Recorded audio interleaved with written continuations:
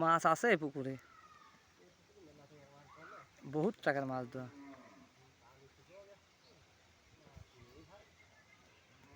পুকুরও তো বিশাল পুকুর।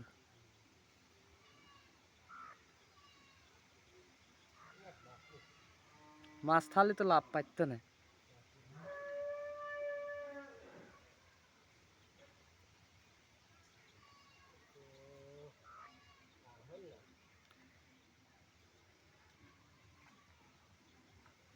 আছে কিছু